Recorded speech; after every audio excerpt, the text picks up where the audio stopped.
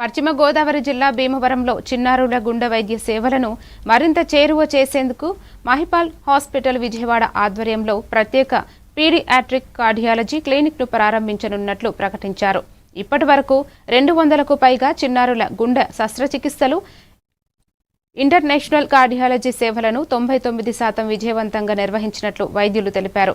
అత్యాధునిక వైద్య సదుపాయాలతో పుట్టుకతో వచ్చే గుండె సమస్యలకు మెరుగైన చికిత్స అందించడమే లక్ష్యమని వెల్లడించారు. అంటే ఒక అపోహ ఏంటంటే ఎఫర్డబిలిటీ. పిల్లల్లో హార్ట్ ప్రాబ్లమ్స్ అంటే సర్జరీస్, ఇంటర్వెన్షన్ చాలా ఖర్చుతో కూడుకున్నాయి. మనం అక్కడ దాకా వెళ్ళి ఏం చేయించుకుంటామని చాలా మంది పల్లెటూళ్ళలోనే సఫర్ అవుతూ రావడం. ఫస్ట్ స్టార్ట్ అయిన 2-3 వారాల్లోనో లేకపోతే 1 మంత్ లోపల కనుక మనకి అడ్వాన్స్డ్ ఎక్విప్మెంట్ ద్వారా మనకి డయాగ్నోస్ చేయగలిగినట్లయితే వాళ్ళు త్వరగా క్యూర్ అయ్యే అవకాశం ఉంటుంది. దీని తగ్గట్టుగా మనకి మణిపాల్ హాస్పిటల్లో లాస్ట్ 6 years నుండి నేను పనిచేస్తాను. మన హాస్పిటల్లో మనకి ఎక్విప్మెంట్స్ అనేవి అన్నీ ఉన్నాయి. ఎండ్ బ్రాంకిల్ అల్ట్రాసౌండ్ కావచ్చు, అలాగే రిజిడ్ బ్రాంకిల్ ఉన్న కార్బన్ డైఆక్సైడ్ బయటకు వదిలేస్తారు. లంగ్స్ యొక్క పని అది. ఆ పని మనకి ఇన్ఫెక్షన్ వచ్చినప్పుడు చేయలేదు కాబట్టి ఆ పనిని మనం చేయడానికి ఎక్మో ద్వారా మనం కనెక్ట్ చేసి లంగ్స్ చేసే పని టెంపరీగా లంగ్స్ రికవర్ అయ్యే వరకు కూడా ఆ మిషన్ ద్వారా చేస్తాం.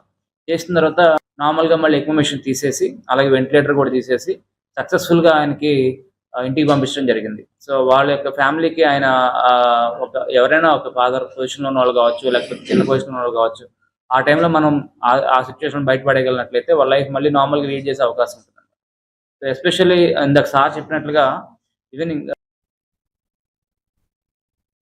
డిఎస్సి